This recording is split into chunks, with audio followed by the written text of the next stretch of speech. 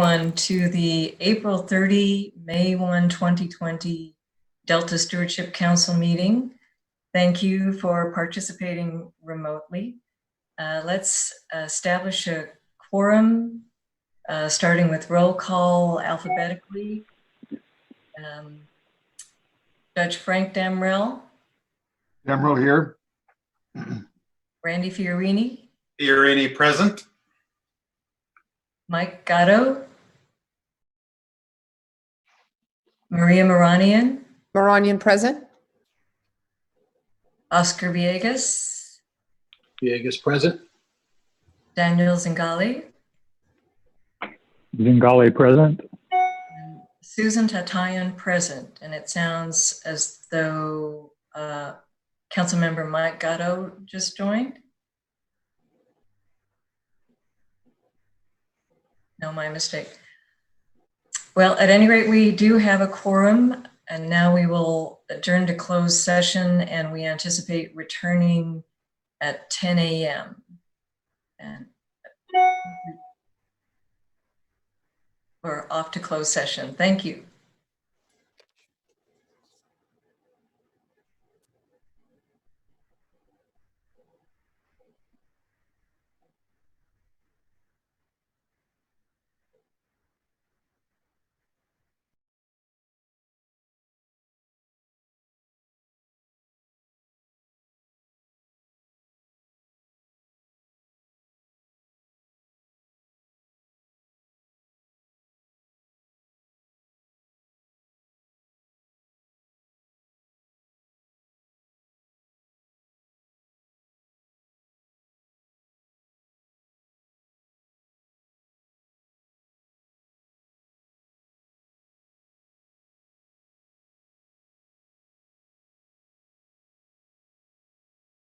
Bethany, I just want to make sure you can hear me again.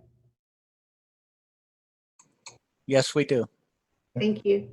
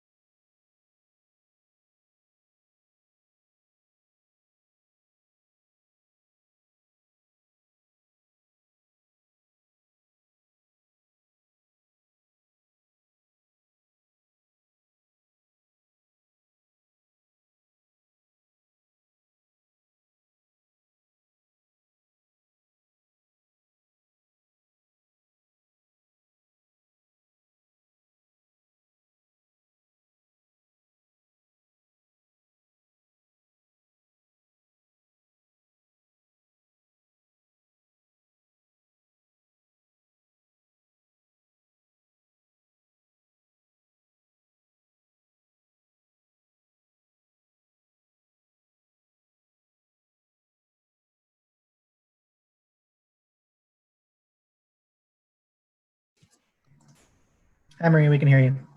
Can you hear us? Yes, I can hear you.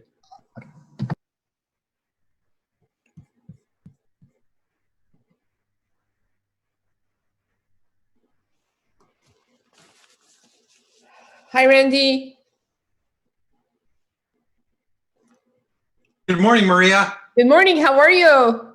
Great, great. Nice to see you. Nice to, well, I currently I cannot see you, but I can hear you. Okay, good. Hi, Jessica. Good to be connected. I know. I'm trying to, do you see me? No. Oh, I'm trying to say start video and it says unable to start video. Yeah, Brandon will have to help you with that. Oh, I just turned it on. There we go. okay.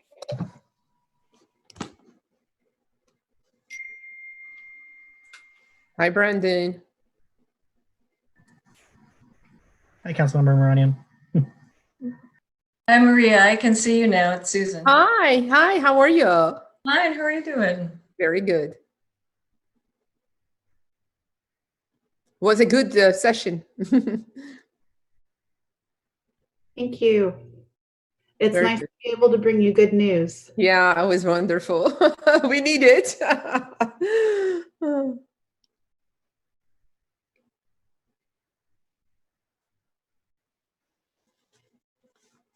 Okay, we have Maria, Randy, Daniel. Any other council members on the line? I'll wait another minute or two.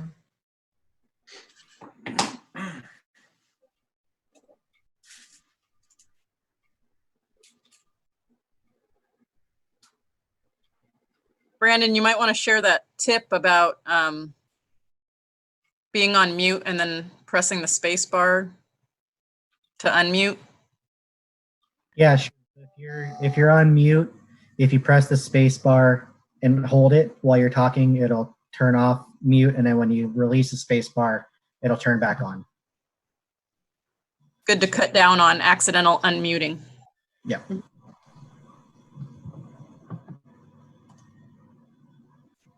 Hey, John. Hey, Randy, how are you doing? Good, good. Good to see you. Mutual. How are the bees? Unaffected by the pandemic. They are buzzing away. Yeah, that's good.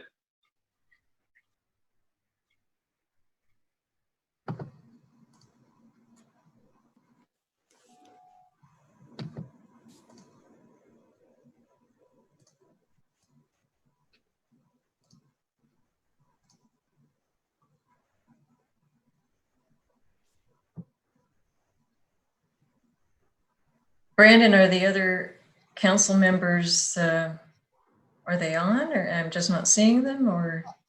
No, it's like we just have you, Randy, Maria, and Daniel at the moment. Okay.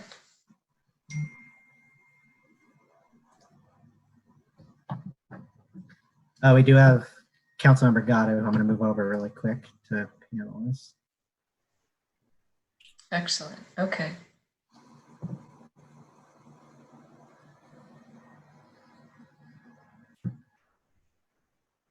Is Judge Jamrell needing help with the technology, or? I haven't gotten an email or anything from him yet. Okay.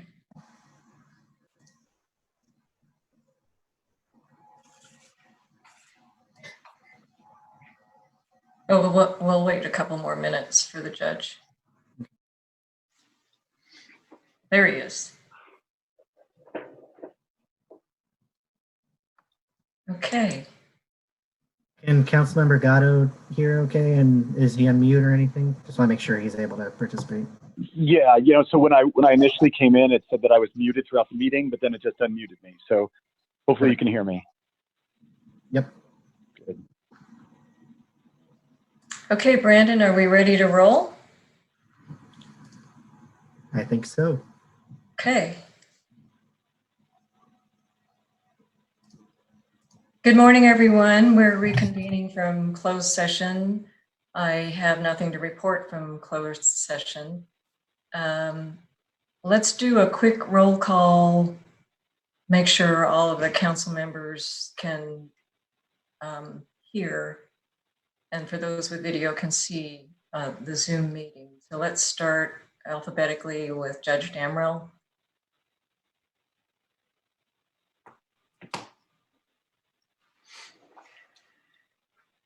Judge, I see you, but I can't, I see that you're on, but I can't hear you.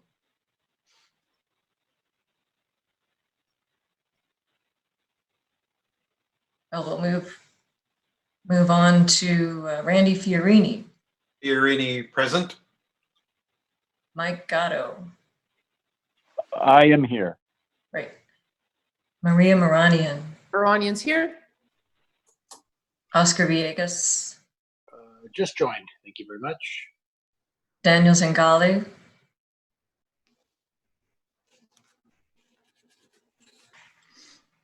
Okay, and I see Judge Damrell now. I'm here. Okay, we'll proceed. There's Daniel. I'm sorry, are you just now hearing me? Is there a delay? A little bit, but that's okay. So we are all present. On to the next agenda. Well, actually, first I need to take care of some housekeeping. As a prudent measure to reduce community transmission of COVID-19, we're meeting today remotely. As you can see, we are webcasting the audio and video presentations of this meeting online, and a link can be found on the council's website. If any member of the public is interested in providing public comment, please send an email blue card to the council clerk at engage@deltacouncil.ca.gov. Be sure to note your name and the agenda item that you wish to speak on. Also, please note if you wish to speak on the phone or would like the clerk to read your comment. The council clerk will then provide the link and/or call-in information for you to join this meeting and provide your comment. Please do this as soon as possible so that there is time to get the link or call information to you. After each agenda item, I will ask the clerk for comments in the order that they are received, just as we do at in-person council meetings. When your name is called, the meeting hosts will unmute you. Additional housekeeping items for our meeting today to make sure it runs smoothly. To mitigate background noise, I ask that everyone mute their phone upon calling in and when not speaking. You can do this by clicking the microphone button at the bottom of your screen or by pressing *6 on your phone. If you wish to speak or ask a question, please use the raise hand function on Zoom by either clicking the button in the right-hand corner or by pressing *9 if you are on the phone. I'll do my best to see and call on those who raise their hands in a timely manner. In addition, AGP and meeting services are co-hosting the meeting today on Zoom, and they will be assisting with presenting the PowerPoint presentations. Making sure you are muted, or actually unmuted, and moving the various presenters into the presentation space when appropriate. If you need assistance, please either comment to them in the comment box or text or call them at 916-798-9817. Thank you all for attending this meeting remotely and helping reduce the likelihood of spreading the coronavirus. I hope you are all safe and healthy, and I thank you for your patience as we do our best to make this meeting a success.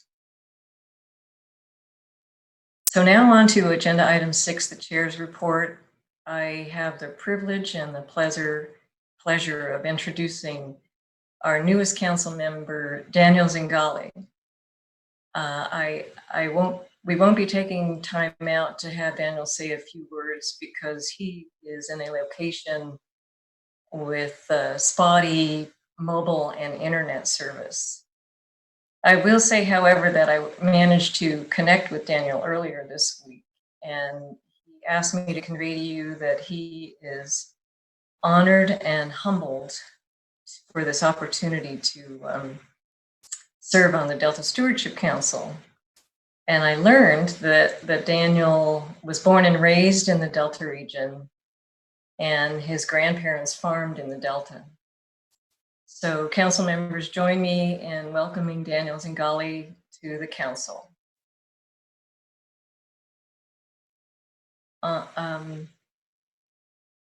Is there any public comment on this item? There's no public comment. Great, thank you, Lita. Welcome.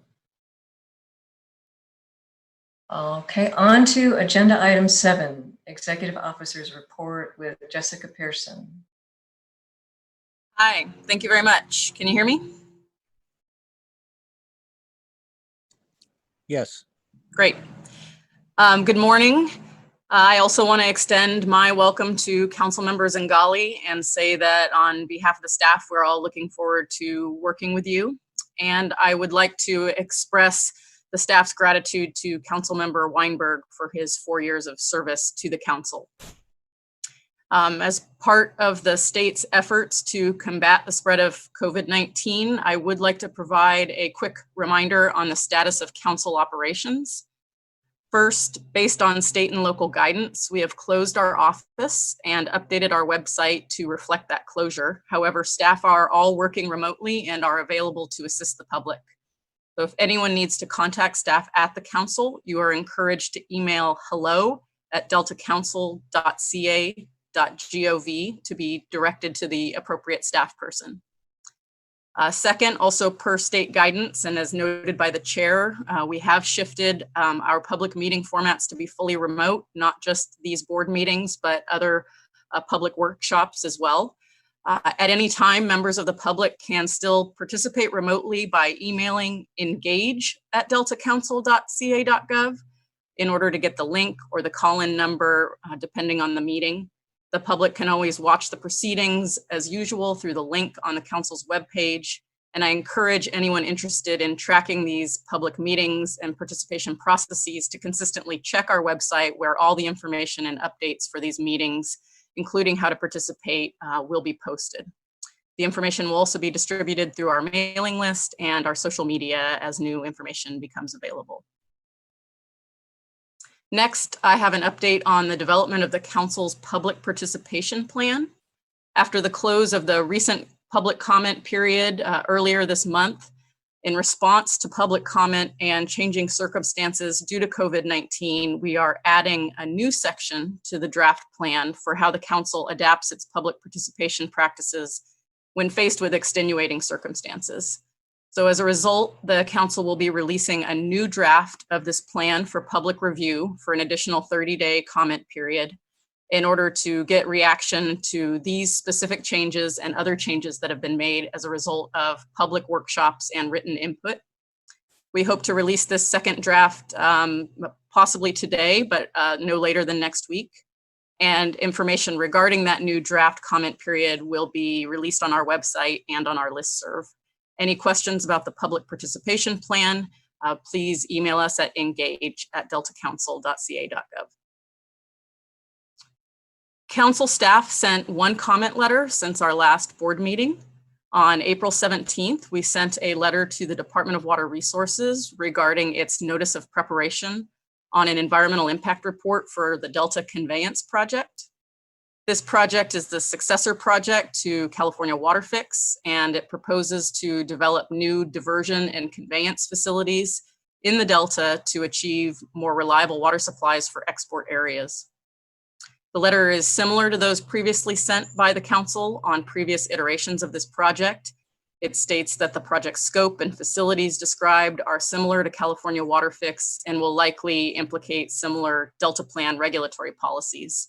That would include best available science, reduced reliance on the Delta, Delta as place, protections and considerations, and more. The letter also points DWR to the staff draft determination that was developed during the appeals process for California Water Fix as a guide for engaging with the council in early consultation. The Delta Independent Science Board also submitted a letter to Department of Water Resources on the conveyance project, and this letter can be found in the attachments to the Independent Science Board update item on this agenda. And Dr. Canuel may provide more detail during her presentation. Council staff will continue to provide updates on this project as it progresses, including inviting the department and the Delta Conveyance Joint Powers Authority staff to provide periodic updates at future council meetings. An additional letter is included in your packet that was in correspondence to us by the Metropolitan Transportation Commission regarding our comments on their draft blueprint for Plan Bay Area 2050. If you have any questions regarding this letter or our outgoing correspondence, please feel free to contact me at any time. On to covered actions. Our staff, with the assistance of a consultant, recently completed an update to the Council on Covered Actions website portal, which is coveredactions.deltacouncilca.gov.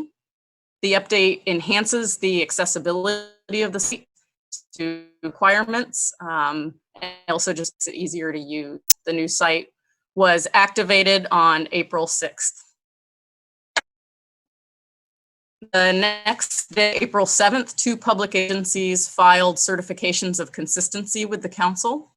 First, the Department of Water Resources submitted certification for the Sherman Island Whale Belly Wetland Restoration Project.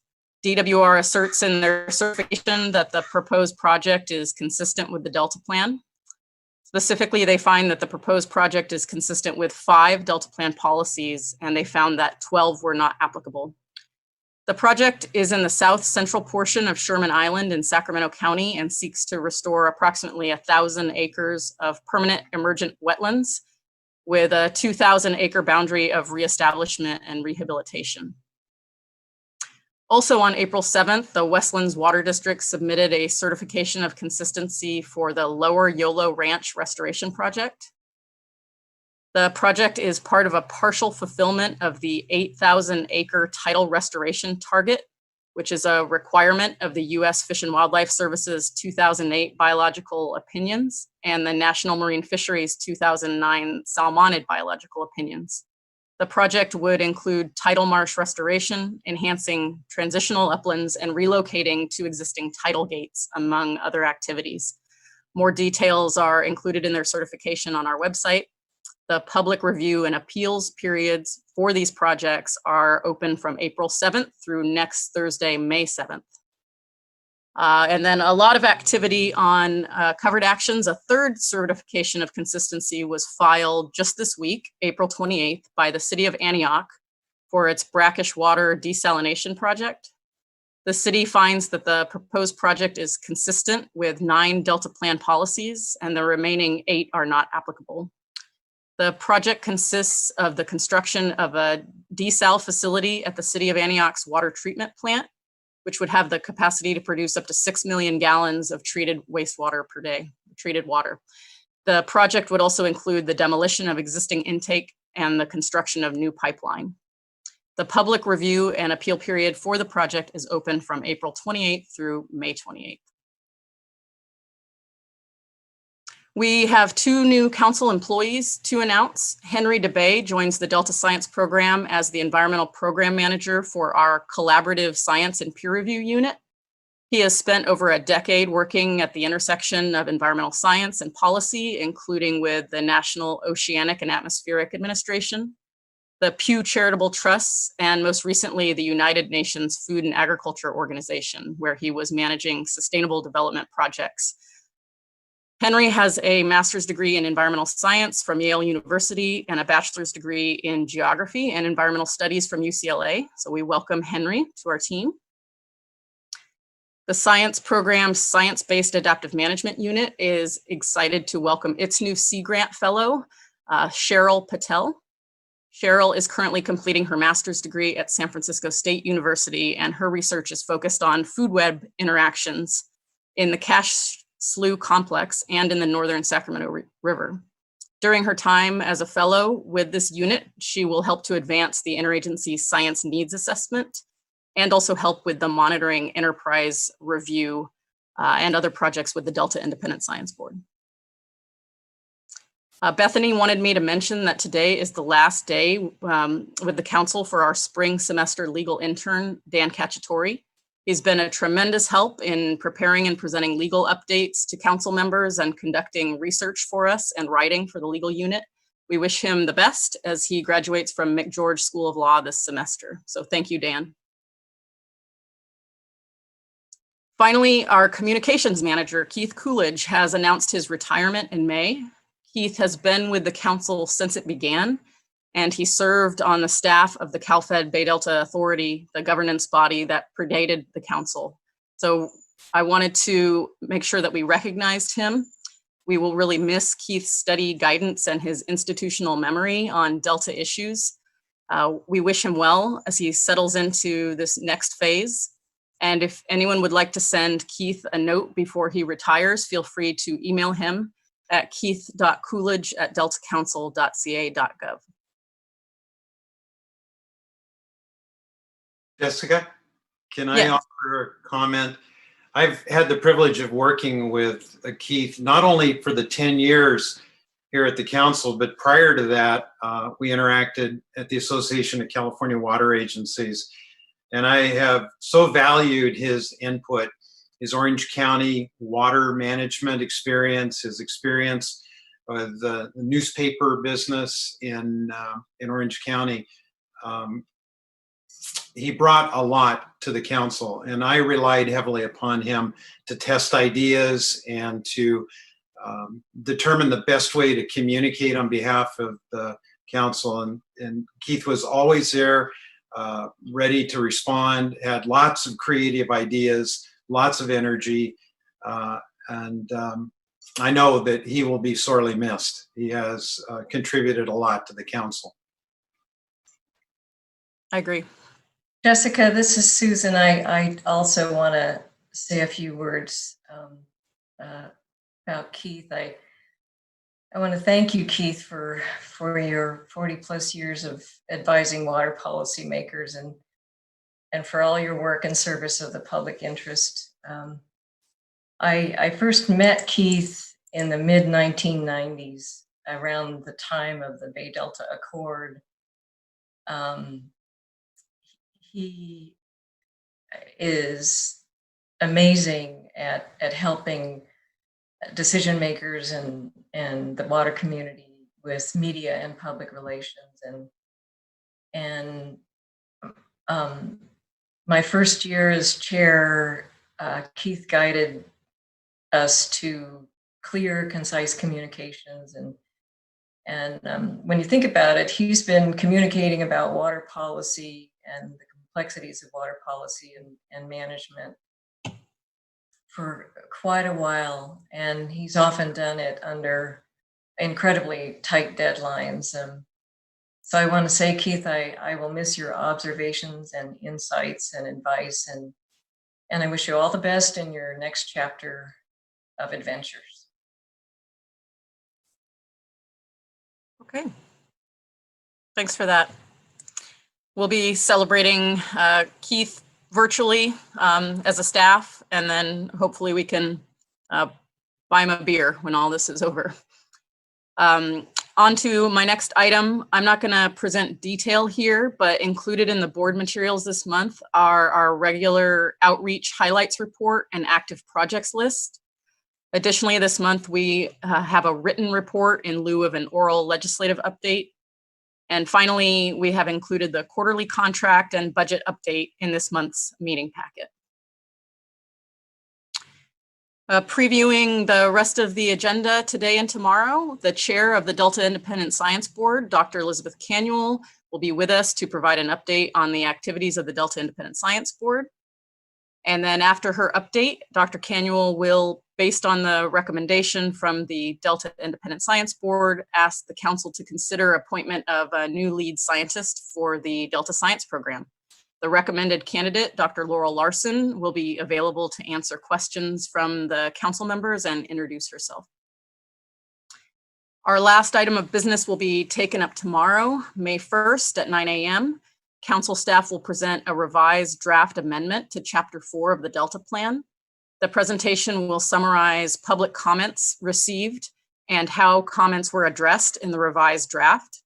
The council will then consider authorization to initiate environmental review under the California Environmental Quality Act, CEQA, using this revised May 2020 draft as the proposed project.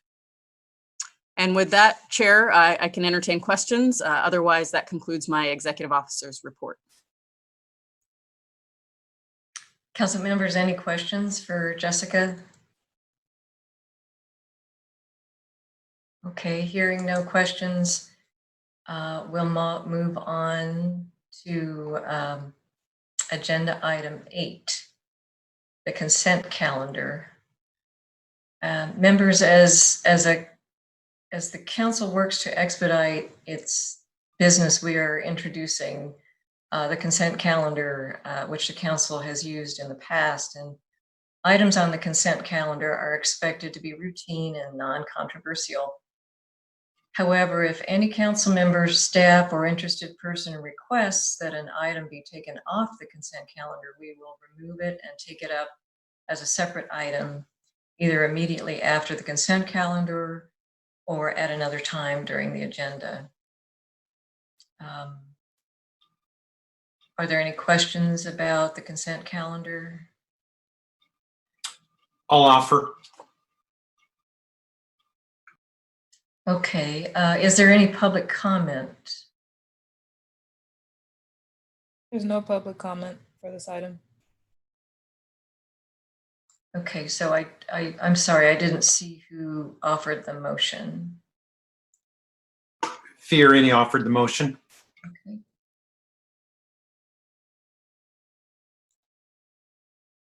Second? Okay, Randy Fiorini motioned approval of the consent calendar, and Maria Moranian seconded, and the consent calendar is approved. Susan, this is Bethany. We need to take a vote. Oh, I'm sorry. Council members, let's take a vote with, starting with Judge Damrell.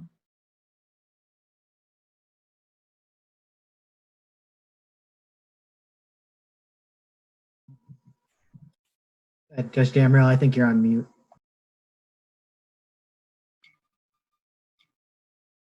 Damrell, aye. Fiorini, aye. Otto, aye. Villegas, aye. Marani and I. Zingale, aye. And Tatayan, aye. Now the consent calendar is approved. So on to adoption of the March 26, 2020 meeting summary. Council members, oh, I'm sorry, we just did that under the consent calendar. Then we are on to agenda item 9, lead scientist report with Dr. John Calloway. Great. Good morning, Chair Tatayan and council members. And I want to extend my welcome as well to Daniel Zingale. I'm very happy to have you join the council. And also echo Jessica's comments and really thank Ken Weinberg for his service and his engagement and support of science, as well as thanking Keith for all he's done to help us communicate science. And before we start, I also wanted to thank you for your approval of the contract with the San Francisco Estuary and Watershed Science Journal that was on the consent calendar. This is really a key resource for our entire science community across the Delta and the watershed and the Bay. And your support is really what makes it happen and makes it a success, because it's an entirely open access journal for key science findings that's available to anyone without cost. So thank you for that. This morning for my report, I want to highlight the recent report that was completed by the Social Science Task Force. I've mentioned the work of the task force before to you, and I just want to remind you that this was set up in fall 2018 to develop a strategy for strengthening social science and integrating it in with natural sciences and integrating in with our decision-making in the Delta. So the task force's final report came out earlier this month. And we have Dr. Jim Sencurico, the chair of the task force, and a professor in the Department of Environmental Science and Policy at UC Davis to present their report and their recommendations.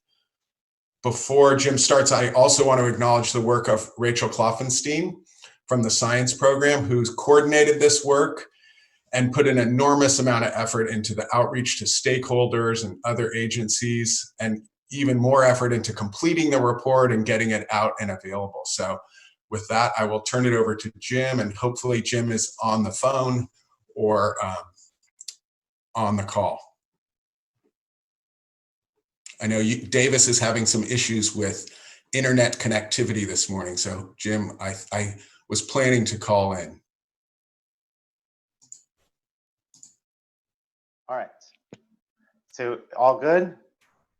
Yes, we can hear you, Jim. Thank you. Great. All right. So yeah, I am Jim Sancarico, professor in the Environmental Science and Policy Department here at UC Davis.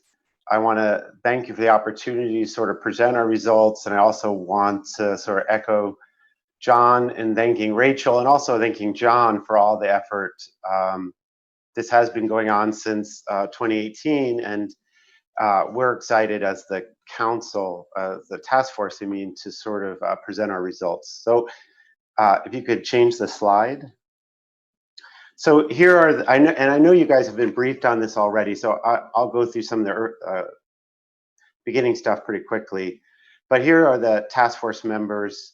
You know, we had a pretty diverse group in terms of disciplines and research activities.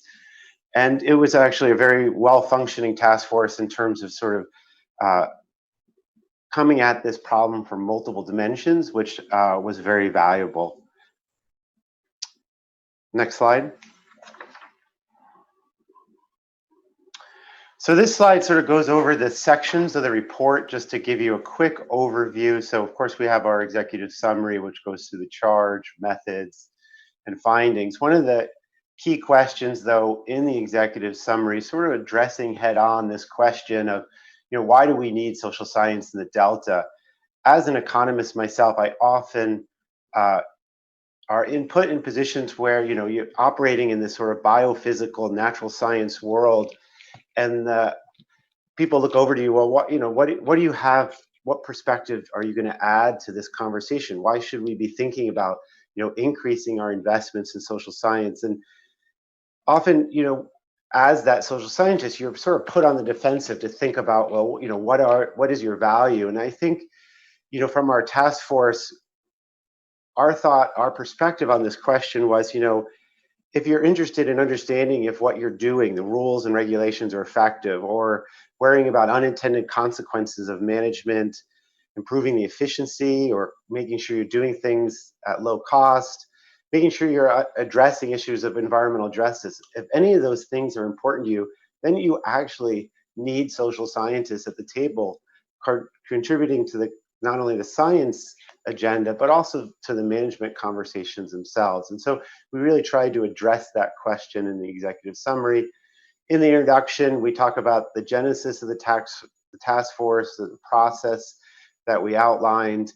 I'll get to this idea of what is social science, but I want to highlight here that the process was as important as the final report. And we designed the process with the science staff to have these conversations ongoing throughout, rather than we would do this report and then start the conversations. And so everything was designed to really get this going towards implementation before we even got to the report. And so, for example, we held 2 workshops, one focused on managers and then one focused on science along the way to start that conversation. And we've been in contact with the Delta Science staff the entire time, all thinking about how to move what we're doing towards sort of implementation.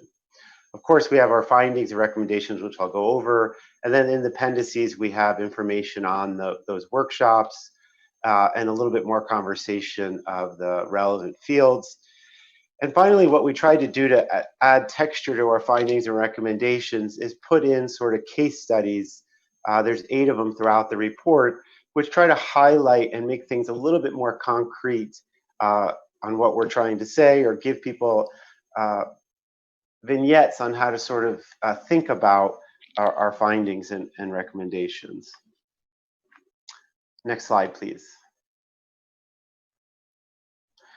So social science, often I'm usually the only social scientist in a room with natural sciences, or whether it be on a research project or in management contexts. And somewhat frustratingly, sometimes people put all the social sciences together and think, well, there's just one social science, and that's not true. You would never think of mixing together all natural sciences into one: ecology and physics and chemistry, etc. And so what we tried to do is really sort of lay out what is social science, what are the different disciplines here, how they approach problems. Maybe you might have one data set that is collected, which seems very similar. It could be used by many different social sciences, but each social science has a way of looking at data, collecting it in a way that is addressing their concerns and questions. And so we tried to sort of highlight that in the report, to sort of highlight this idea of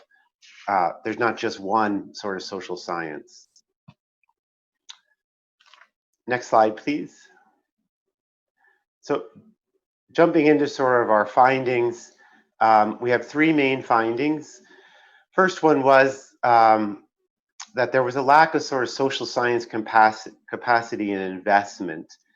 And that led to sort of three recommendations. And so the first one here is invest in a broad array of social science studies. And we go into obviously the details of what's behind these recommendations in the report. But really what we're thinking here is that social scientists need to get involved in processes like developing the science action agenda or developing RFPs from the beginning, to help shape them in a way that brings the social science perspective to that whole process of how you do that, but also can help bring in social scientists into the process. I mean, one of the problems that we heard throughout the way, and maybe John could touch on this in a little bit, is that they do there are RFPs that are put out and that are trying to engage social scientists, but they haven't had a lot of success. And we, as a task force, have seen this in other places where natural scientists will get together, write an RFP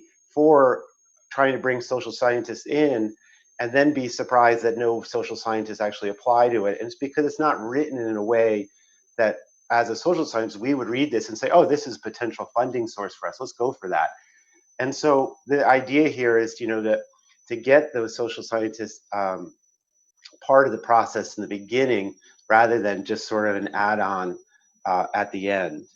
The second bullet here is invest in building an external network of social scientists. And this is getting them on sort of advisory boards, getting social scientists part of the conversations. And that sort of touches on the next one, which is really about internal social science capacity. We tried to think through here carefully this idea of senior versus junior, where is it best to sort of put, develop capacity within the whole science enterprise.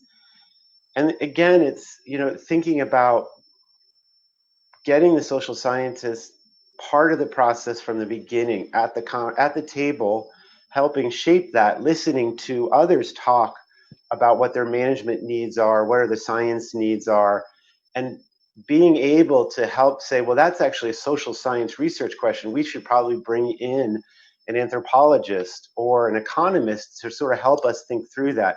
Having someone at those conversations is so valuable in sort of not only being able to expand what you're doing, but also being able to sort of bring in external advisors through the way. And so we have, this set of recommendations is on capacity, and it's really thinking about all the different ways where you could strengthen capacity within the whole Delta science enterprise. Next slide, please. So finding 2 was that, we went through a lot of the different reports from different agencies within the Delta Science enterprise, different groups within them. And there are actually a fair amount of research activities ongoing, and we acknowledge that in the report. But there's no real long-term vision for social science integration. It's sort of one-offs, and no idea of how this is going to be woven into some overarching arc that is going to improve or meet the co-equal goals of the Delta, deal with Delta as a place. There's no real vision there of how social science is going to sort of play. And we think that was missing. And so these sets of recommendations are trying to sort of address that. A lot of the different groups within the science enterprise have some conceptual framework. They don't necessarily how to think about the Delta, but they don't necessarily think about how social science is integral to that framework. And there's no sort of overarching. And so we thought here that, it's really important to think about the Delta and a framework for what that Delta management and goals are moving forward, and how social science can integrate in that. And then once you sort of have that framework, then you can start to think about what are the things we need to sort of report on and monitor to make sure we're reaching those objectives that framework sort of highlights. And there's a lot of effort in many places about, well, we need to monitor this, and we could come up with laundry lists of things to monitor, indicators. And a lot of times those are outputs, not outcomes. And so bringing in the social sciences to think about, well, what are the key things you should be monitoring and reporting on, and how do they actually map back to that conceptual framework, we thought was quite important to highlight. And we gave examples here of how the Puget Sound Partnership is doing this, how they're trying to do this, for example, in the Chesapeake Bay management. And so, again, how do you think about doing what you're doing better by incorporating social science? The final recommendation here is getting at the idea of maybe you could think of this as sort of the gateway drug of introducing social science into the research enterprise around the Delta. And that is, maybe that what we shouldn't be doing is going off and funding pure social science research that doesn't necessarily have immediate connections to what's going on in sort of the biophysical, natural science side. Maybe if you're going to start this process, you might look to those research activities that are really integrative, that are bringing social scientists with biophysical scientists to improve sort of decision-making around the Delta. And, there are examples of this. The couple natural human system grants that the National Science Foundation has been giving out over the last decade have really tried to do this. And so, this might be a place where you can start this process, because a lot of what we're doing here is trying to change the culture of the Delta Science enterprise. It's been a lot focused around biophysical. And partly changing that culture is, well, you need to bring in the biophysical scientists to understand the value of social science. And so one way that you could do that, and we're not saying you should do that, but just really think about it, would be about focusing maybe early on this integration of social science and biophysical science, and focus on those kinds of projects before doing sort of just pure social science research, even though that is very valuable for decision making in the Delta. Finding 3, the next slide, please. And this finding is that, the Delta Reform Act puts an important role on adaptive management for the Delta. And when we looked at the adaptive management process and the work ongoing, it's not very informed by the social sciences and how to do this within the Delta. The ISB did a report in 2016, and we encourage follow on to that report, because many of their findings are echoed by ours. But one thing that I would say was slightly different in how we looked at their activity is that we actually thought that their activity needed more social science input. There was a lot of literature going on thinking about this adaptive management and how to make it efficient, from all the way from environmental economics to law. And so one of the recommendations is to have set up a process where you're continuously evaluating barriers to learning, right? One of the key things about adaptive management is that, well, maybe let me take a step back. There's two kinds of real adaptive management pointed out in the literature. This is a passive idea where basically you're learning as you go, right? And you're changing management based on what you're learning. And almost every management agency in all different settings does that to some effect, right? We're not going to like ignore new information. It might take some while before that information makes it into management decisions, but it is incorporated in some way. Versus what's known as sort of an active adaptive management process, where that is where you're actually designing interventions, whether it be restoration activities or recreational uses. You're designing the instruments to actually learn about the system. That is something that everyone sort of strives for in terms of how they manage the systems, whether that be Puget Sound or Chesapeake Bay or the Great Lakes. But it's very rarely done in practice. And I think having social scientists think through what does adaptive management mean in the Delta, following on that report on the ISB, would be very important. And there might be places where there's just entrenched, there's other rules that reduce the ability to learn, or managers and their cultures aren't open to that. And knowing that is quite important, because maybe then you could shift resources within the adaptive management process to other areas where you actually could do some additional learning. And we tried, as I said, in all of the report to provide case studies where there's more examples of this kind of thing going on, because I know what I just presented to you is pretty high level, but in the report we do elaborate and provide those case studies. Next slide, which I think is open to questions. John, if you feel free to add anything if you want, or Rachel, jump right in. Well, I would encourage the council members, if you have questions, please, this is your chance to get some more specifics on the report from the task force chair. And I'll highlight, I think on slide 4, you had those questions about what is social science, that provide some examples about how we might engage on social science within the Delta. So the questions there about what values, attitudes, and prior experiences influence farmers' adoption of riparian buffer strategies, or restoration in general, or thinking about the costs and benefits of different alternative environmental restoration strategies. So those kinds of things are the ways where we could take advantage of the social science approaches and knowledge to really inform important decisions that are happening in the Delta.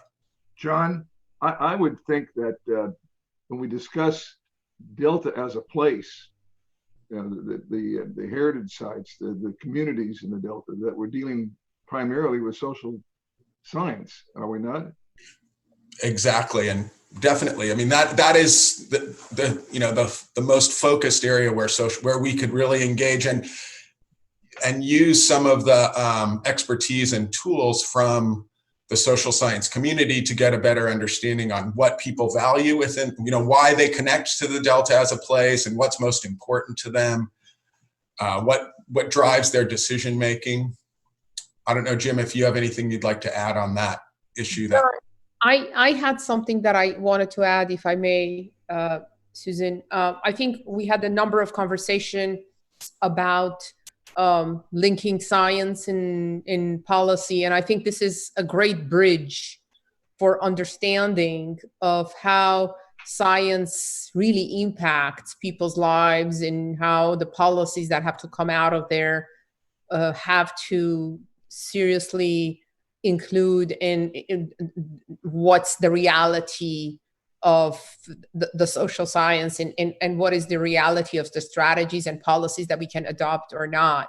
And I think this is very, very good. And I think it was a great presentation to shed light on this issue of bridging between our science and the technical analysis to the reality of the place itself, and what the people want.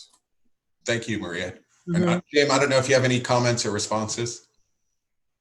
So I just go back, I agree completely with you, Maria. Thank you very much. I appreciate the comment. I think, Frank, you mentioned that the entree of Delta as a place, and I agree with what John said. I think that is a potential, really obvious place to increase the role of social science. I think the work that was done by the Independent Science Board around the Delta as place has really focused a lot more on the sort of humanities aspects and what's been done on that, and not really on the broader sort of social science aspect. So I do agree, and there is some research ongoing. Frank's Tracks has some work where they're doing there, and we do sort of highlight that through the report where we see those efforts ongoing. But again, it's the Delta as place provides that kernel for that conceptual model of what you're thinking about, what you want the Delta to be. And I think it's important to think through what is that social science strategy within that, rather than what seems to be going on, that, there are these sort of one-offs, but there's no real arc across, well, what is the research agenda that we need to really understand Delta as a place so that we can build that into how we think about management interventions. Madam Chair, this is Oscar. Yes, Oscar. Okay, which one? Make sure you could hear me because I'm not on that video. We're having difficulty with the internet streaming.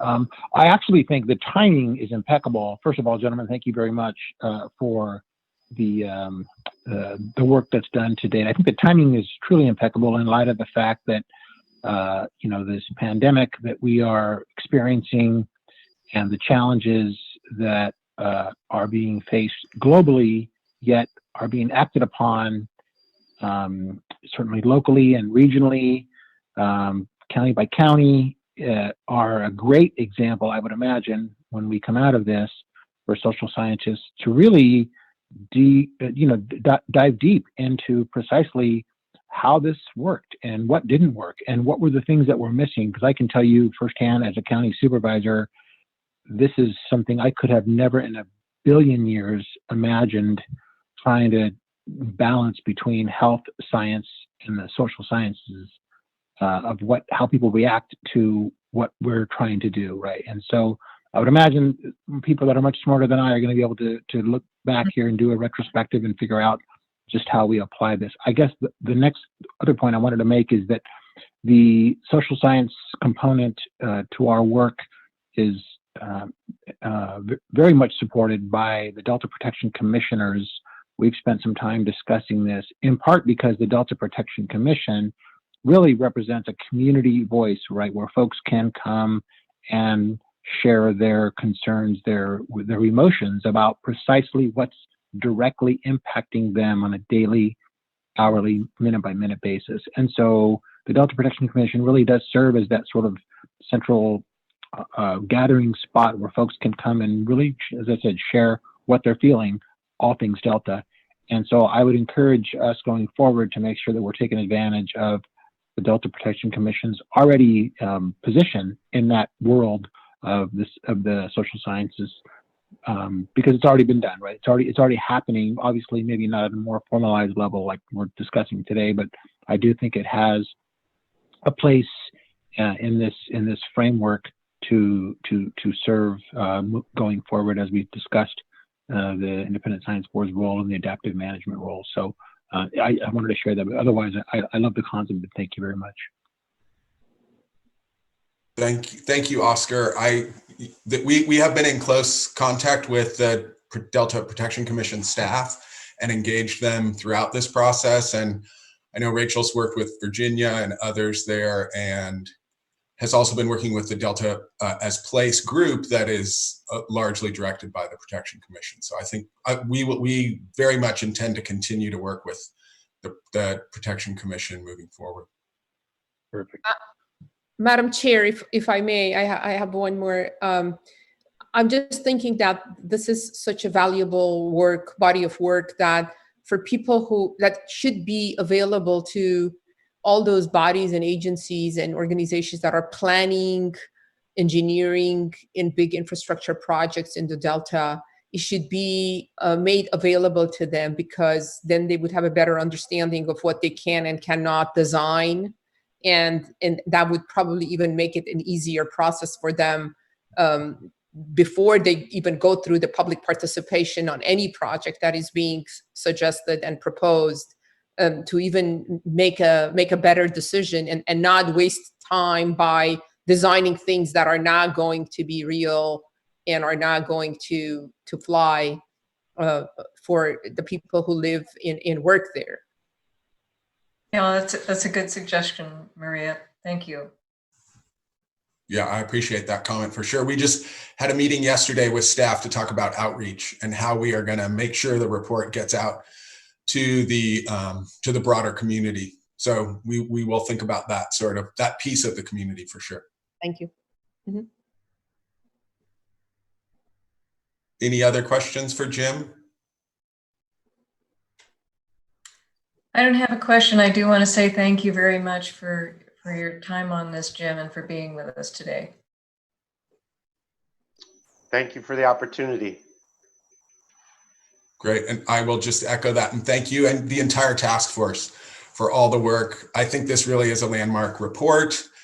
I also want to highlight that we have been thinking a lot about implementation of those recommendations. So staff from the science program and from the planning division met with the entire task force just earlier this month, of course, remotely, to discuss implementation efforts and how we can start to actually get some traction towards all of those issues of capacity, funding work, and better outreach towards those funding efforts and elsewhere. So we will keep you up to date as progress moves forward on that.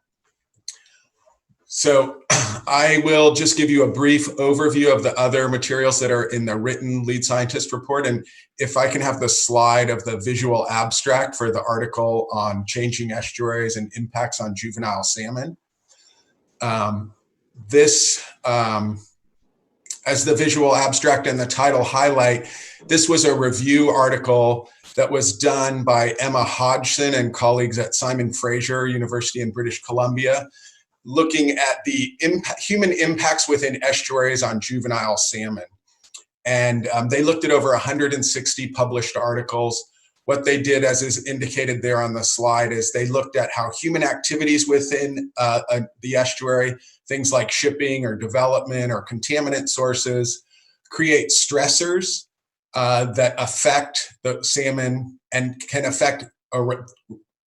lead to a response in the salmon on a variety of levels: physiological levels within individuals, group responses, and then most importantly, the overall population response. And in terms of stressors, those include things like the biological interactions, impacts of invasive species, predation, competition. Habitat alteration, I think, is pretty obvious, where we're actually losing habitat, and then reduced habitat quality impacts to habitat that reduce the benefits of that habitat for the juvenile migrating salmon. Some of the things that they highlight that where there's evidence that there are these important stressors are for pollutants, are for connectivity of the aquatic system to the adjacent floodplains, flow modifications, and then parasite sea lice that are an important problem associated with aquaculture, aren't really an issue here in the Delta. And so they were, like I mentioned, 160 articles, mostly from the Pacific Northwest, where there's been much more research on salmon, but also from the Delta and many other systems. One thing they highlight is that there is no single stressor, but that we should really think about cumulative impacts, things that I know that is familiar to Randy from one of the first reports that the Independent Science Board did on stressor impacts, where they highlighted we need to look at multiple stressors and look at interactions among stressors. They also highlight, as we always are pushing, to link the work and the insight from this sort of research to management decisions. And I think so. I included this because of, that definitely has a strong connection to the ecosystem amendment and thinking about connectivity and flow. Those are really directly related to process-based restoration. That is a key part of the update to the ecosystem chapter. So the two other items that are in the written report are are about a new initiative, the Delta Science Tracker, and an ongoing critical role that the science program provides for the peer review and advice services. So the Science Tracker, I will just briefly mention, it's just getting underway. It's an effort to create a searchable, web-based inventory of science activities in the Delta, and that will really help us to better coordinate science activities within the Delta, and also to better understand and track science expenditures so that we can make smarter decisions about science, about funding for science in the Delta. And this effort is being led within the council by George Isaac, and we will keep you up to date as it moves forward. And then the last piece there is on the peer review and advisory panels. And we included this because just today, we went live with an updated web page on peer review services. And I think you all know that the peer review services are a really valuable service that we provide for other agencies. The science program has conducted over 25 reviews since 2009 at the request of other agencies. Most recently, the Biological Goals Report that was to help inform the State Water Board. And so this FAQ, we put together a frequently asked questions fact sheet that highlights the importance of this sort of peer review and the process, so that for other agencies, they're much better informed about both the peer review work we do and then the advisory panels that we also set up. So if you didn't get in the meeting materials that fact sheet, I'll make sure that you get that. And then I would encourage you to look online at the new web page under the Science Program tab for the peer review services. And this work is the work of the entire collaborative science and peer review unit within the science program. I want to acknowledge their work, and then also acknowledge Brittany Young and Chris from communications and Chris Hone from IT, who worked really diligently to get that web page updated. So thank you to them for their contributions. And that's all I have, Susan, if you'd like to take it back. Unless there's any questions, of course. Council members, any questions? Yes, John, the frequently asked questions piece that you put together is excellent. It's really good. And I believe that the Delta Science program is a service agency. So I hope that you can distribute this to the appropriate agencies with a personal follow-up, and make sure that there is that personal contact beyond just sending out the written document. Great, I thank you, Randy. And it wasn't my work; it was the staff's work for sure. That they deserve all the credit. And one of our challenges is capacity. So we do want to encourage as many peer review opportunities as possible, but we're definitely going to be going forward with that outreach. That was really the whole point of the fact sheet effort, was to, as a first step, to let everyone know about these services. That's good. And if you're oversubscribed with requests, you can always say no. Yeah, we will. I think we will have to. But we don't want to miss an opportunity because an agency is unaware of the value that the science program can provide. Thank you. Okay, thank you, John. Is there any public comment on this item? There's no public comment on this item. Thank you, Lita.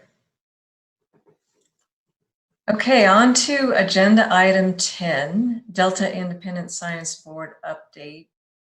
Welcome to Dr. Elizabeth Canwell this morning. She's the chair of the Delta Independent Science Board, and she'll be giving us an update on the ISB's activities.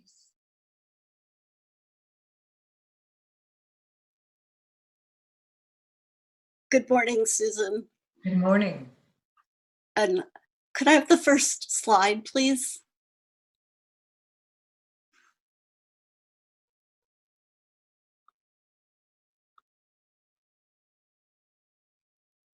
Sorry, just 1 second, grabbing it.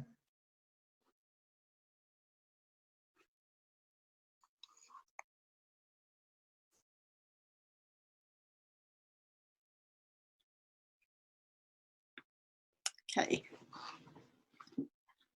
Excellent.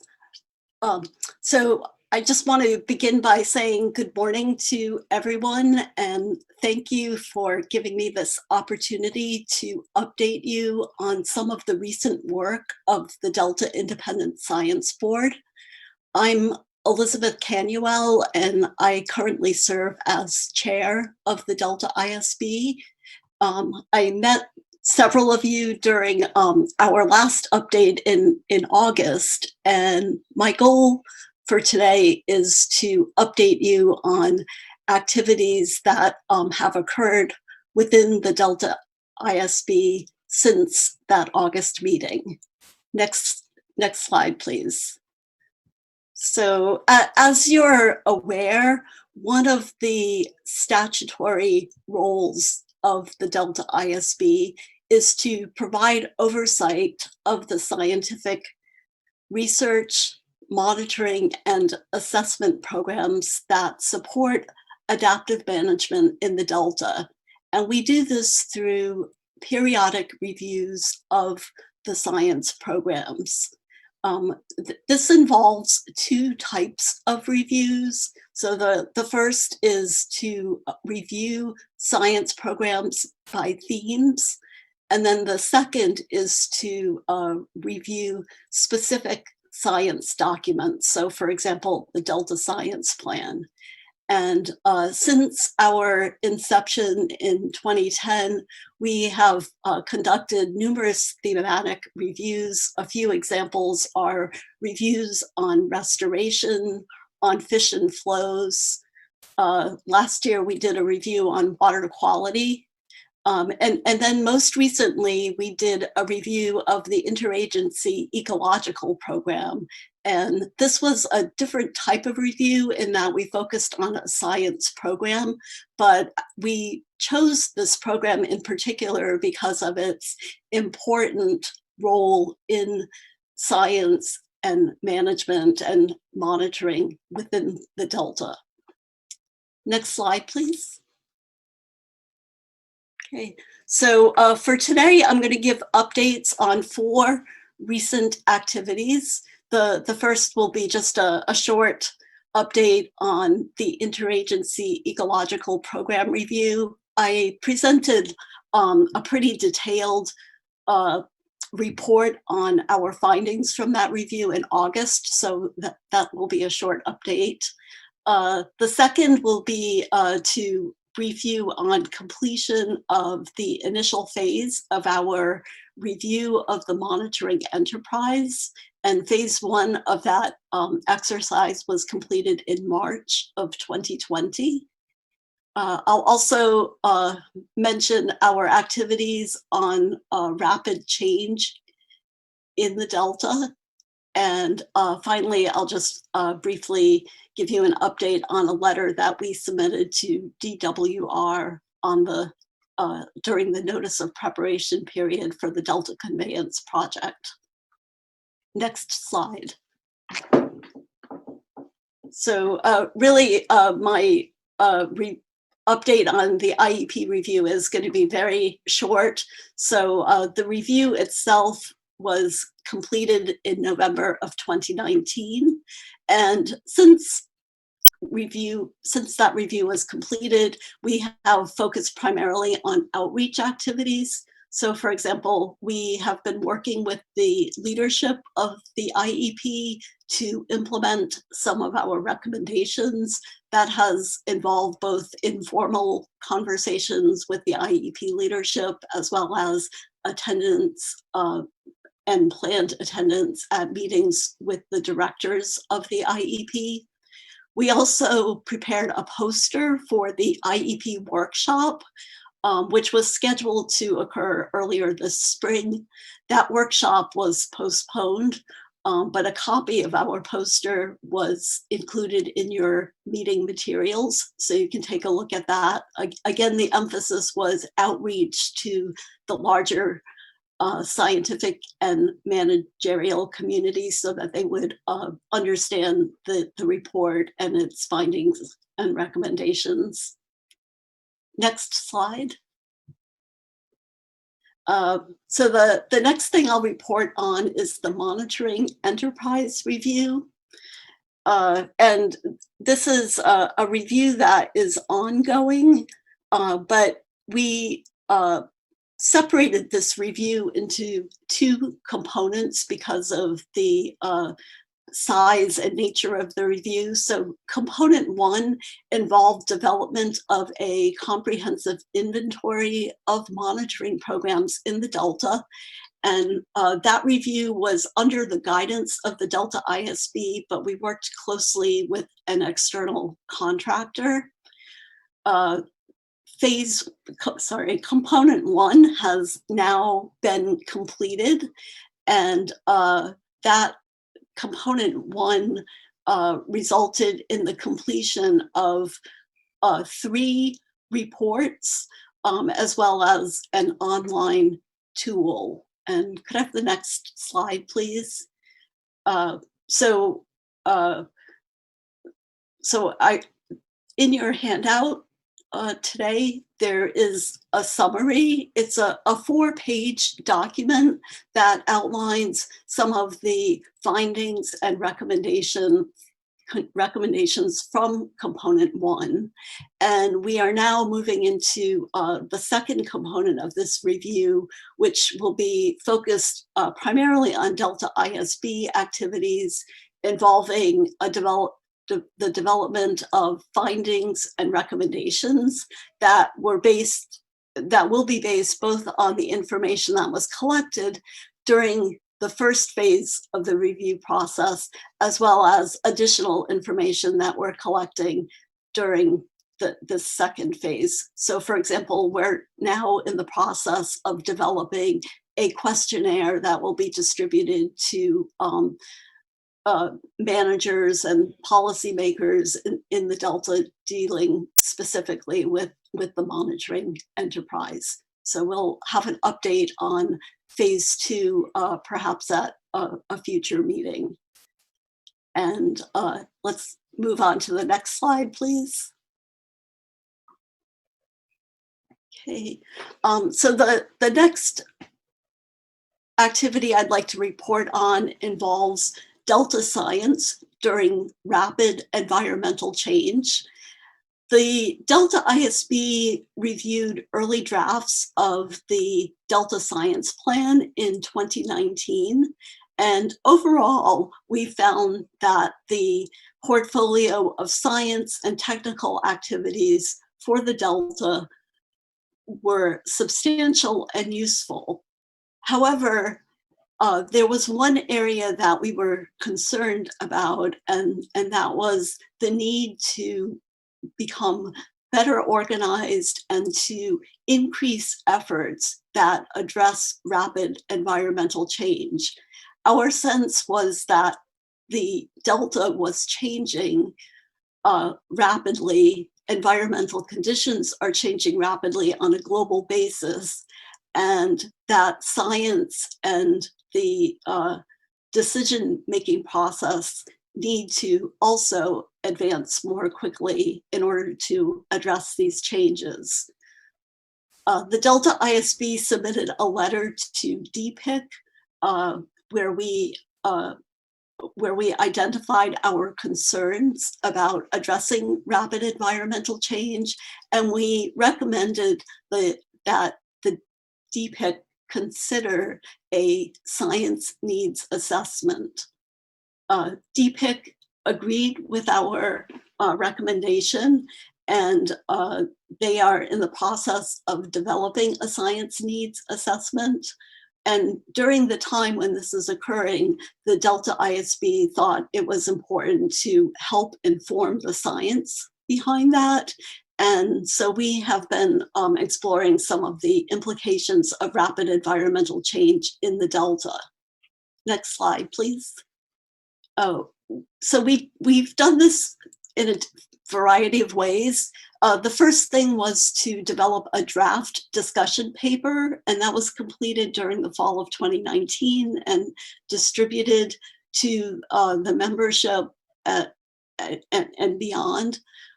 We also sent that draft discussion paper to experts in the field, and invited those experts to participate in a panel discussion at our meeting in January 2020.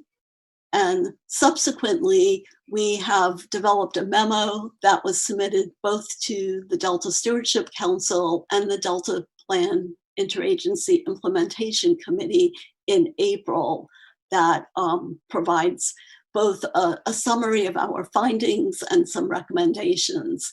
And one of the things that we concluded is that Delta Science and Management needs not to only employ the existing methodologies that they've been using, but also to develop new ones, such as developing scenarios for the future, tools such as horizon scanning, bringing in experts from broad disciplines, et cetera, and to use these existing and new methodologies to look ahead and anticipate both the changes and thresholds affecting the Delta.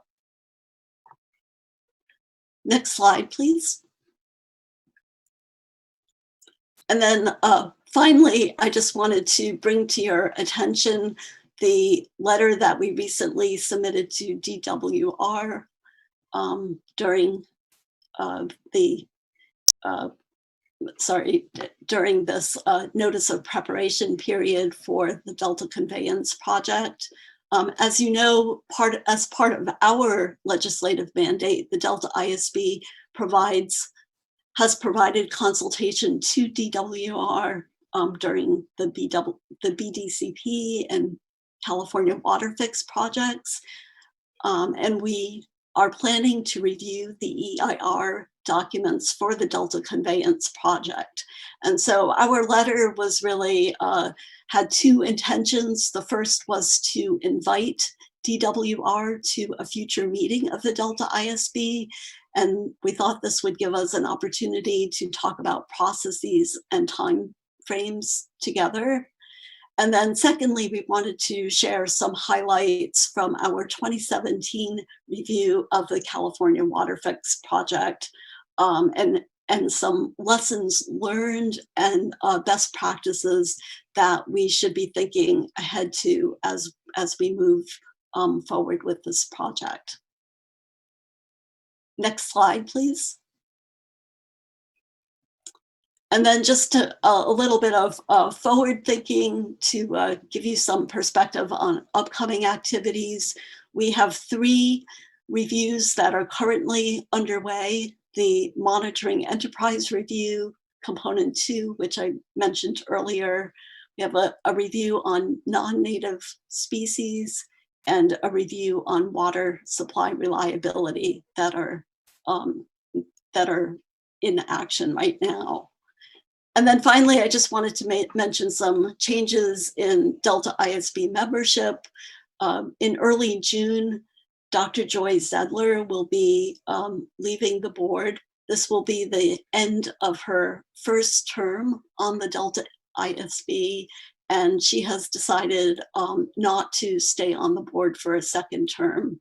And we have really appreciated Joy's many contributions to the board, especially her work in the areas of plant ecology and restoration science. And then secondly, I just wanted to remind the board and let you know that we're thinking ahead about the upcoming transition in August 2020, when 5 of the original Delta ISB members will be rotating off the board.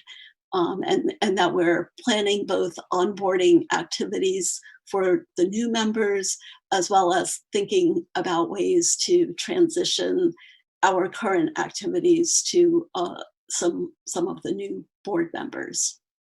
So that concludes my report, and I'm happy to take questions. Thank you, Liz. Are there any questions from the council members? Madam Chair, this is Oscar. Oscar? Yeah, thank you, and thank you, Dr. Kanawa, for your update.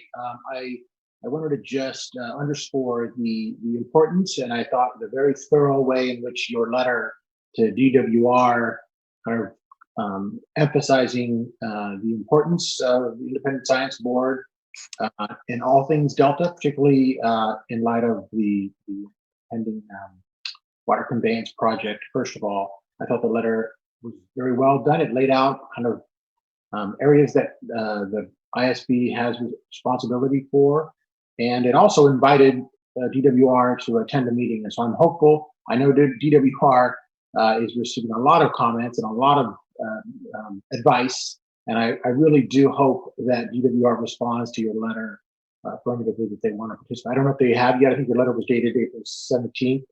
So I'd imagine they're responding to a lot of correspondence, but I just hope that that is the case.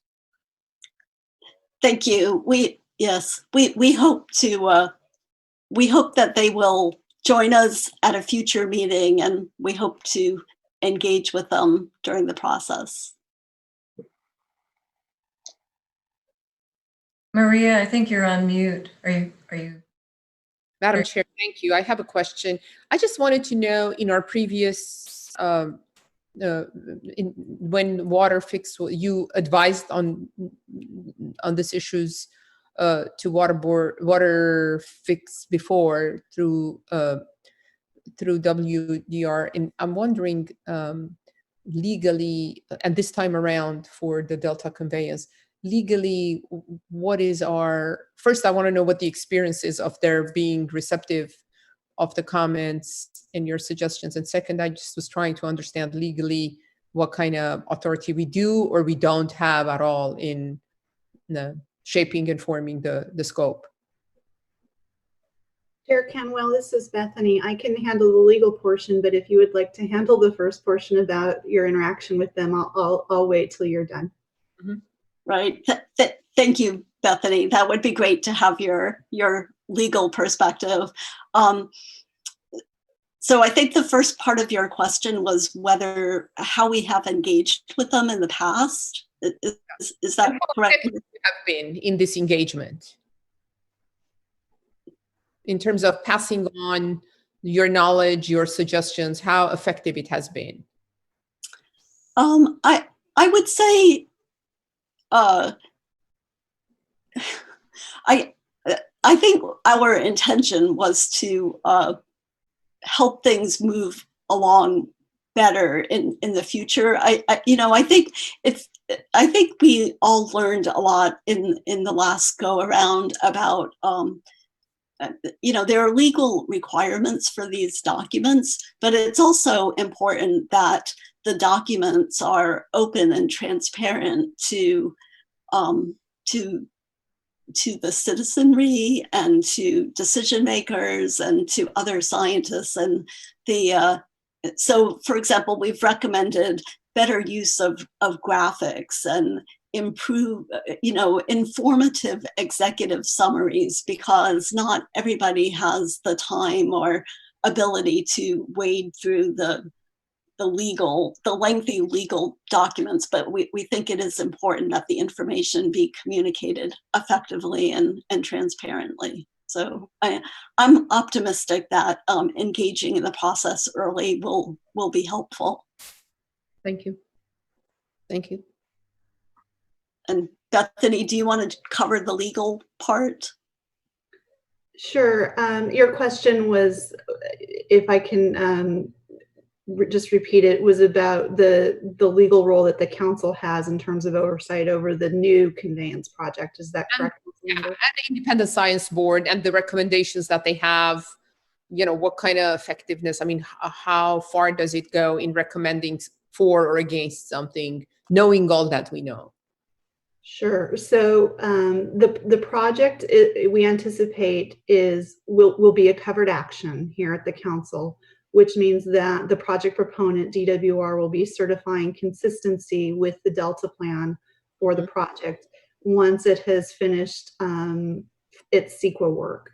And that, the timeline for that work, they're just at the very beginning of CEQA. During the course of their CEQA work, we as council staff and you as council members engage in a process that the Reform Act refers to as early consultation.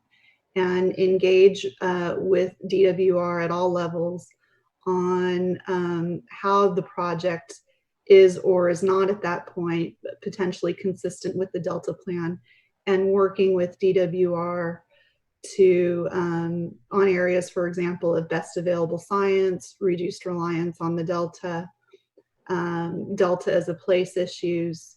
Those are all issues that come up. And in furtherance of that early consultation effort, they and we have been making an effort, as Chair Canwell mentioned, there were lessons learned from last time, to be having more open meeting conversations as well. So you've been seeing DWR coming to more council meetings early and having those public conversations as well.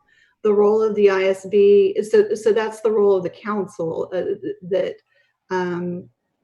DWR needs to certify consistency with the Delta plan, and then the council should someone appeal that consistency certification, the council has an appellate role, similar to the appellate oversight exercised in the water fix proceedings.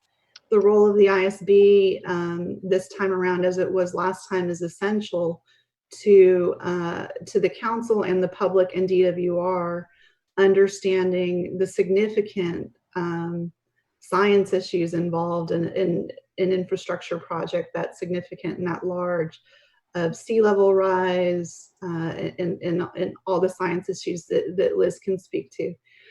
So their advice in a public setting and the integrity and the independence of their advice is crucial, I think, for DWR and the council to have on the record, to help DWR build a project that can be consistent with the Delta plan.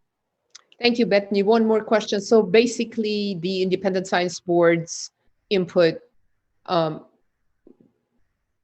they're two separate bodies, but that input finds its way through by the council and the covered action. Oh, I muted, excuse me. They can speak directly to DWR in public meetings and in direct correspondence with DWR. They are also your advisory body. So if you had specific questions that you wanted the ISB to be researching for you, you could be working with the lead scientist and the chair to for example, ask advisory questions of them of certain issues and see if they can tackle that for the council. Thank you. Thank you. You answered my question. Thank you. Okay, if there are no further questions from the council, are there any public comments on this item? So there's no public comments on this item, but we did have a submission for the lead scientist report that came in shortly after John was finished. So I can read it now, or I can read it during the general comments at the end. It's your choice, Chair Takahashi. Why don't we read it at the end under general public comment, because we're running a little short on time and we have an important action item coming up under agenda item 11. Okay, when we have our general public comment, I'll read this one. Okay, thank you. You're welcome. On to agenda item 11, appointment of the Delta lead scientist. This is an action item, and I will hand it over to Dr. Canwell to introduce the recommended lead candidate for our next lead scientist. Right. Thank you, Susan, and thank you to the council. It's an honor to present the Delta Independent Science Board's recommendation for the next Delta lead scientist to you this morning. Next slide, please. Before I present our nominee, I wanted to just say a few words about our current Delta lead scientist, Dr. John Calloway. I'd like to acknowledge the excellent service and the many contributions that John has made during his tenure. I know he's with us for a few more months, but he will be sorely missed when we move on, when he moves on. I think John has been an exemplary leader and steward for the Delta Science program. He's also demonstrated superb skills in terms of building partnerships with the scientists, the managers, and the stakeholders that make up the Delta Science community. And he's extended the relationships beyond the Delta to engage people outside the Delta region and bring fresh perspectives from other systems. John has also been an excellent liaison between the council, the Delta Science program, and the Delta ISB. And in my own role as chair of the Delta ISB, I have really come to rely on him as a close working partner and a trusted colleague and just an excellent teammate in terms of Delta Science. So thank you, John. If we were in the same, thank you. if we were all in the same room, I'd ask for a round of applause right now, but we'll save that for a future time. Okay, so next slide, please. I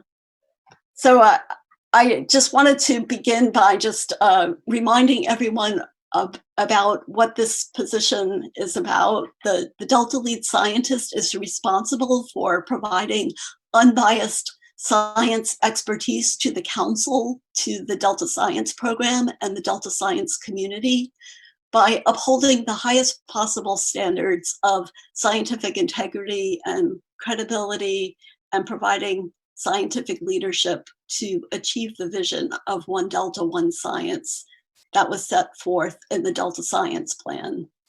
Next slide. This position oversees the mission of the Delta Science program. So this involves, again, providing the best possible unbiased scientific information to inform water and environmental decision-making in the Delta. It involves funding research, synthesizing and communicating scientific information to policymakers and decision makers, promoting independent scientific peer review, and coordinating with Delta agencies to promote science-based adaptive management. And importantly, the Delta Science program assists with the development and periodic updates of the Delta Plan's adaptive management program. Next slide. So in terms of our selection process, we received 6 applicants for the position.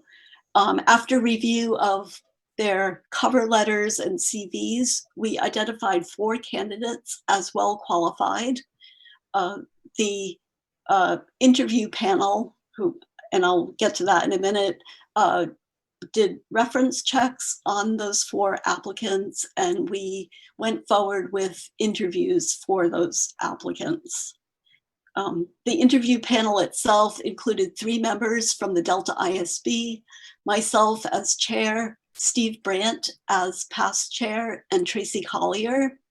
We also engaged 3 members of the Stewardship Council, Susan Tatayan, Randy Fiorini, and Jessica Pearson, and 1 representative from the USGS, Mike Jutkowski. Each candidate completed a 1-day interview, 2 days in the case of 1 candidate. That process involved a brown bag seminar, discussions with Delta stakeholders, Delta Science program staff, and meetings and discussions with the interview panel. And 3 of these interviews took place in person, and 1 took place through remote means because of the COVID-19 situation. Next slide. So today, I'm pleased to introduce to you our nominee. As a result of the interview process, the interview panel recommended Dr. Laurel Larson, who's an associate professor at UC Berkeley, to the Delta Independent Science Board. Dr. Larson has appointments in the departments of geography, as well as civil and environmental engineering. She has a PhD from the University of Colorado and a master's degree from Washington University in St. Louis. And she brings expertise in hydroecology, landscape dynamics, complex environmental systems, and environmental restoration. Next slide.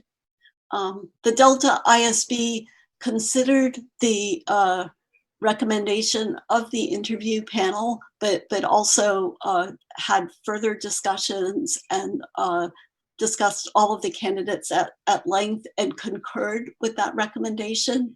Our choice of preferred candidate is Dr. Larson as well. And I'd just like to point out some of her accomplishments.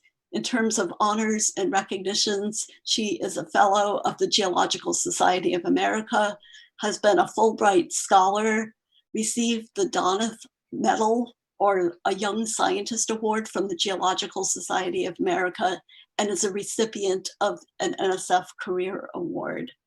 She has 48 refereed journal publications and 3 currently in review, and brings a strong record in restoration science research, having worked in the Florida Everglades, the Chesapeake Bay, and the Gulf Coast. In California, she has worked with fish ecologists and local watershed councils to assess conservation measures addressing surface water groundwater interactions and implications for the recruitment and over summer survival of salmonids. Next slide.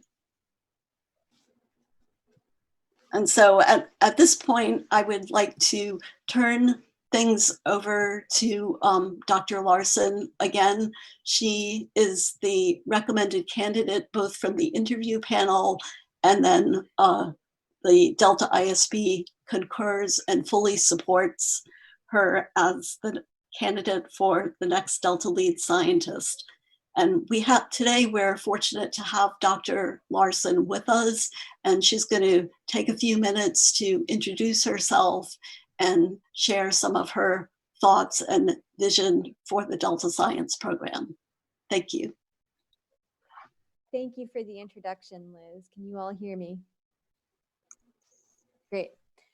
I'm looking forward to meeting all of you in person. To expand on Liz's introduction, I've been interested in water and wetlands since I was a child growing up in Florida on a marsh adjacent to the St. Johns River.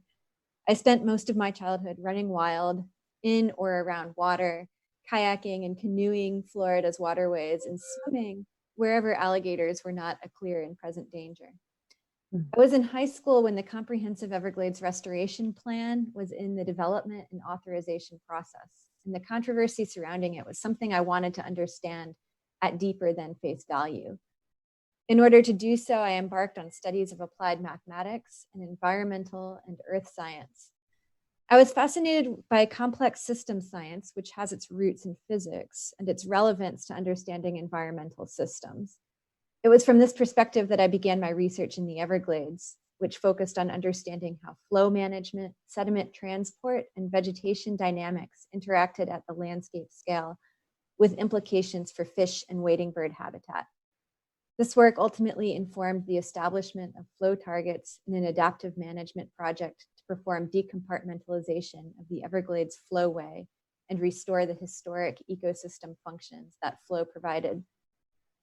I continue to perform research in the Everglades, but since that time, as Liz indicated, have also engaged in researching best management practices for water quality improvement in the Chesapeake Bay watershed, including stream restoration, performed fieldwork in southern Louisiana to understand how flow, vegetation, and sediment interactions affect rates of land subsidence or growth at the coastal margin, and worked in California to understand the role of groundwater in sustaining coastal salmonid populations. My research topics have led me to develop diverse expertise in different aspects of environmental science, including ecology, biogeochemistry, engineering fluid mechanics, and watershed hydrology.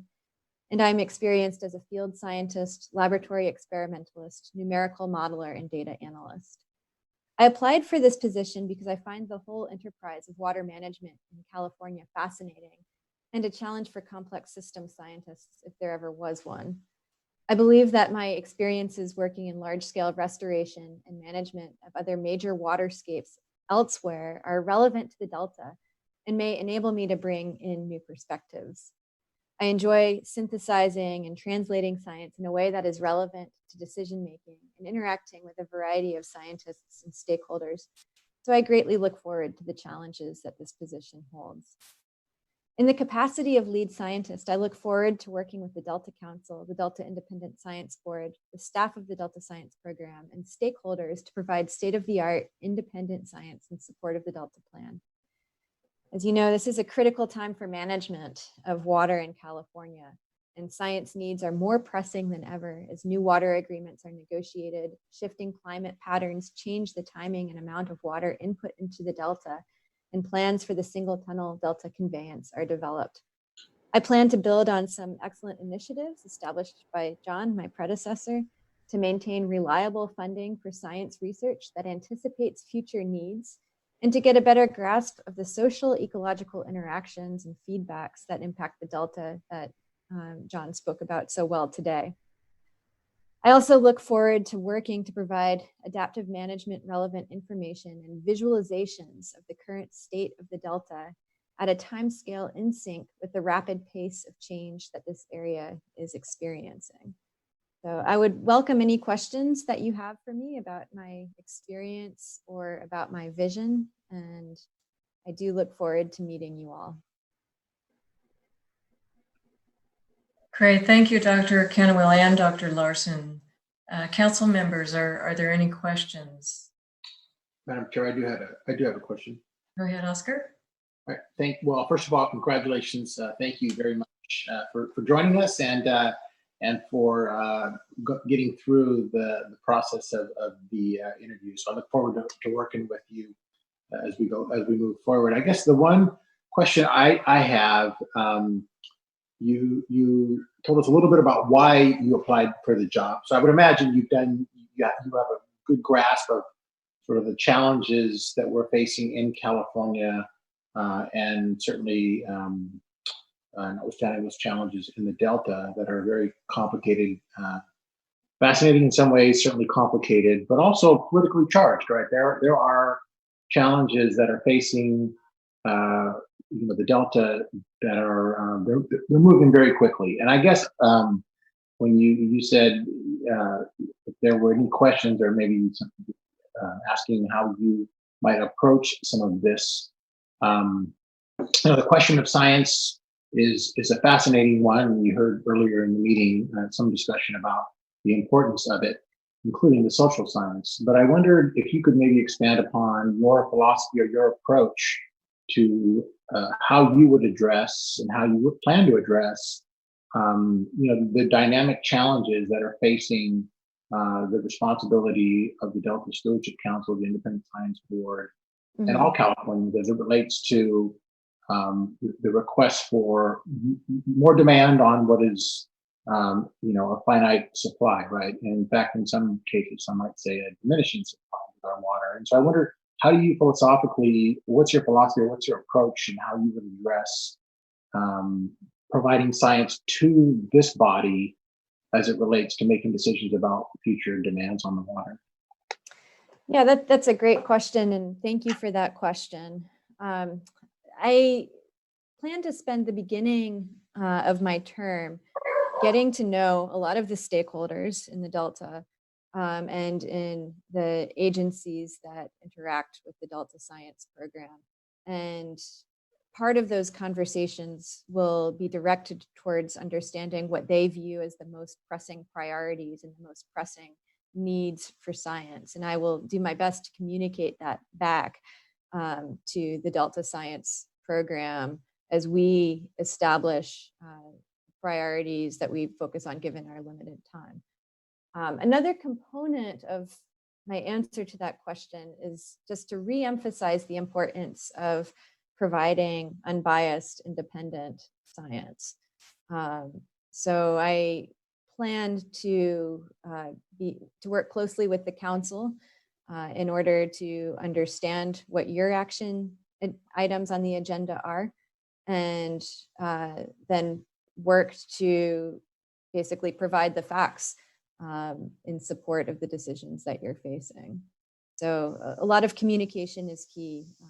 I plan to interact widely with scientists from universities and agencies who are working on these topics, to read widely, to attend as many relevant meetings as I can in order to understand the sphere of science surrounding these issues, and then to essentially bring those to the table. Great, thank you. You're welcome. Any other questions from the council? This is Daniel Zingali. I just wanted to express appreciation to you, Dr. Calloway, for the service to the council, for doing so much to enhance the council's reputation and the quality of the relationships. I'm glad we'll have a little bit of time to overlap. And welcome, Dr. Larson. Transitions are always a challenge. I would imagine a transition like this one in time of COVID even have some additional complications. So thank you for your willingness to step up and serve council. I did have one question. Maybe it's for the folks who clearly managed this process with a lot of integrity. Thank you for that too. Will there be some overlap between these two good doctors, so they'll be able to share some knowledge and experience on Dr. Calloway's part? What are some of the plans for that transition?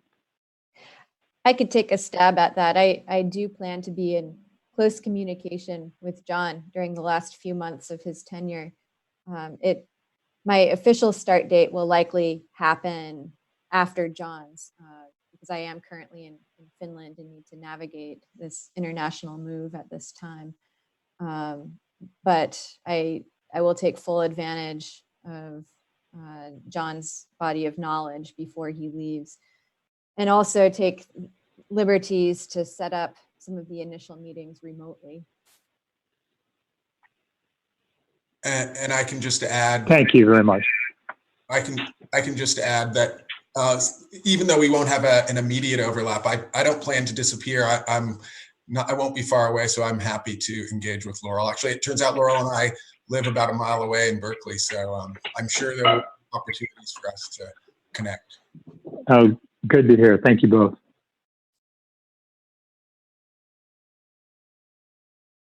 And welcome aboard. I look forward to meeting you.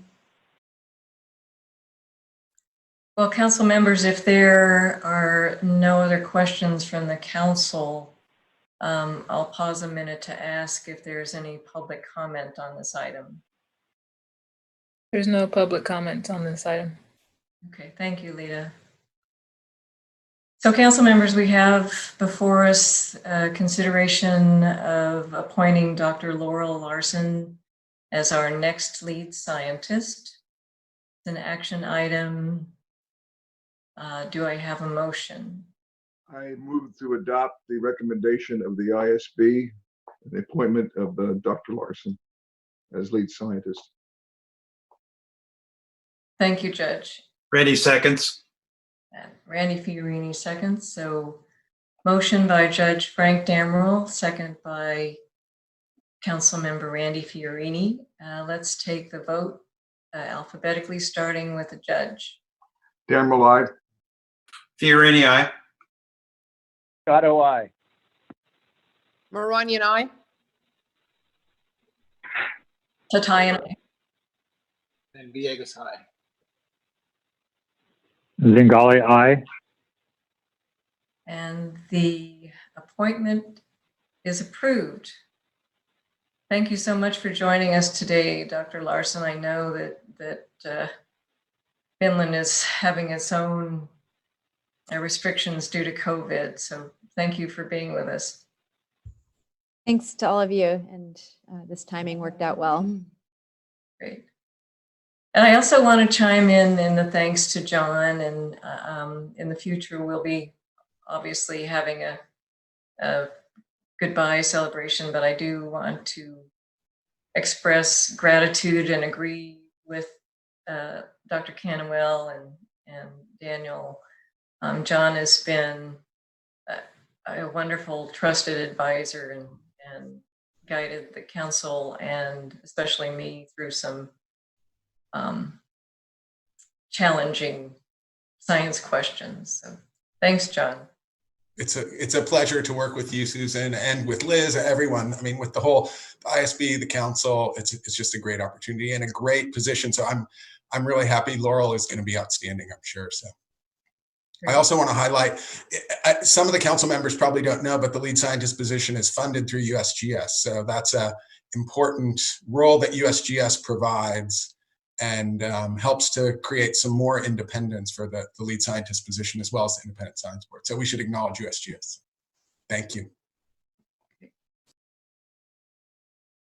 Well, with that, let's get back to the public comment Lita mentioned earlier.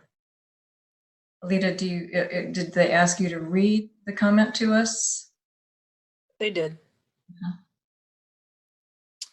right, the commenter's name is Lindsay Kamir, PE Water Resource Control Engineer Office of the Delta Watermaster. And again, this is for the lead scientist report agenda item. I'll go ahead and read the comment as it's stated. Question for John Calloway about the Delta Science Tracker that he mentioned during his update. Will the Delta Science Tracker include ongoing science that hasn't been published yet? Will the tracker include efforts from other state agencies like State Water Resources Control Board and Department of Water Resources? Will this include science being done by universities as well? That is the end of the comment. I just wanted to add, I know we're going to go into session tomorrow. I wanted to let the council members know and those who are watching that there is a slight delay in the feed that comes through our site. And so if you are submitting public comments, just keep that in mind. I didn't want anyone to believe that commenters are not timely. I'm sure they're trying to be timely, but with the delay, we may get some that are to us after someone has spoken. So I think the delay is about 30 seconds. So when we go into session tomorrow, just please keep that in mind. So Chair Tatayan, I can answer that question about the science tracker. So thank you, Lindsay, for the question. The science tracker is envisioned to incorporate ongoing work. Probably the initial activities that will populate the science tracker are all of those efforts that Liz Canuel mentioned in the monitoring enterprise review. So that inventory that's been put together of all the existing monitoring efforts will go into the Delta Science Tracker, and then projects that the science program and other agencies, state and federal, have funded for research activities in the Delta will also go into the Science Tracker, including the academic work, university work. It probably won't include individual things like student theses or student dissertations, but it will include all of the larger scale projects that are being funded within the Delta. Great, thank you, John. Well, if there are no additional further public comments, this concludes the morning portion for today's part of our council meeting. And Madam Chair, can I just, I apologize. Can I say one thing?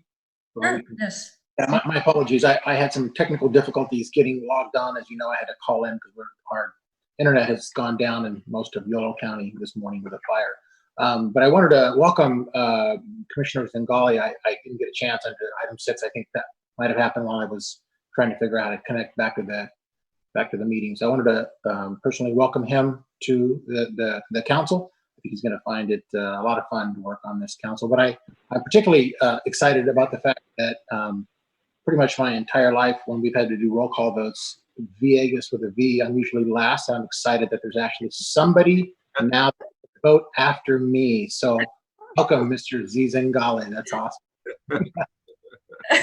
I was really hoping I would find a greater sense of justice here on the council, but thank you. I was. I've been waiting to say that all day. You know, there's only mistake would find an appointee with a last name with a Z. That's perfect. I thought I was going to be last forever. Welcome. All right. Thank you, Madam Chair. Thank you. Well, that gives you a sense of the council, Daniel. Very friendly group. All right. So we will all see each other again tomorrow morning at 9 a.m. Thank you. Right. Bye-bye. Bye-bye. Thanks all.